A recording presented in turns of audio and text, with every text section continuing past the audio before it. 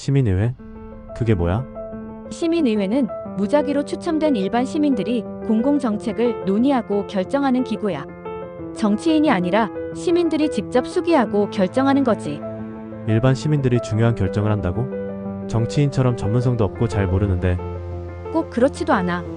오히려 선거로 뽑힌 정치인들이 특정 집단의 이익을 대변하는 경우가 많아.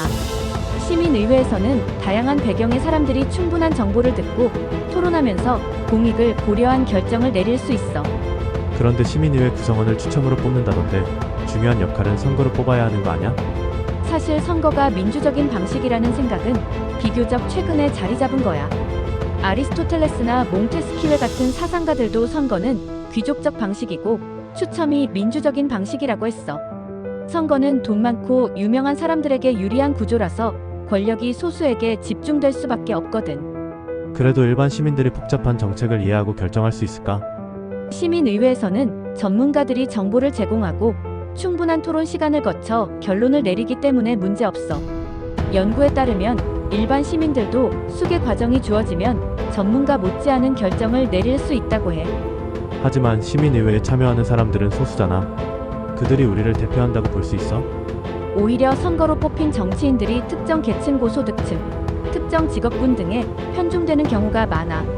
반면 시민의회는 성별, 연령, 지역, 소득 등을 반영한 무작위 추첨 방식을 사용해서 실제 사회 구성원과 더 가까운 대표성을 가질 수 있어. 그래도 특정 집단이 개입해서 조작될 위험은 없을까?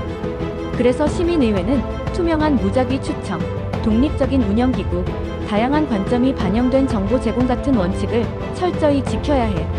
프랑스 기후시민회의 같은 사례를 보면 이런 부분이 잘 설계된 곳에서는 큰 문제가 없었어. 그러면 시민의회를 하면 뭐가 좋아? 기존 정치에서는 정당의 이해관계나 기업 로비 같은 요소가 영향을 미치지만 시민의회는 공익을 중심으로 논의할 가능성이 높아. 또 단기적인 인기 영합 정책이 아니라 장기적인 정책을 논의할 수 있는 것도 장점이지. 시민의회가 국회를 대체할 수 있을까? 기존 정치랑 충돌하지 않을까? 꼭 대체하는 게 아니라 보완할 수도 있어. 프랑스나 아일랜드처럼 시민의회에서 논의한 내용을 국민투표에 붙이거나 국회의원들이 이를 참고하도록 하는 방식이 가능해. 실제로 시민의회가 효과를 거둔 사례가 있어? 물론이지. 아일랜드에서는 시민의회가 동성혼과 낙태법 개정 논의를 이끌었고 국민투표에서 가결됐어. 프랑스 기후시민회의에서는 149개의 기후정책을 제안했고 정부가 그중 다수를 채택했어. 그리고 배심제도 시민의회와 비슷한 개념인데 오랫동안 공정한 판단을 내리는 제도로 운영되어 왔지. 그런데 고대 아테네처럼 직접 민주주의를 하기엔 현대 사회는 너무 크지 않나? 요즘은 디지털 기술이 발전해서 시민 참여가 더 쉬워졌어. 스페인의 디사이드 마드리드 같은 플랫폼에서는 시민들이 직접 정책을 제안하고 투표할 수도 있어.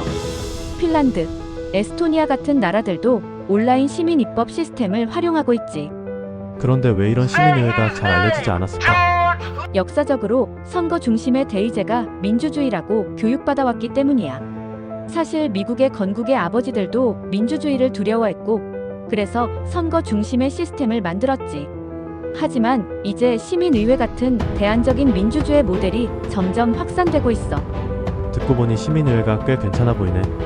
맞아. 민주주의를 더 민주적으로 만드는 길이 될 수 있어.